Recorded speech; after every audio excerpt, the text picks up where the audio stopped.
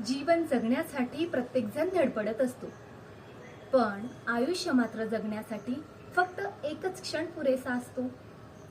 जग चालते तसेच आपणही त्याच्याच पाठोपाठ चालत असतो, पण आपली आवड काय आहे मात्र हेच विसरतो.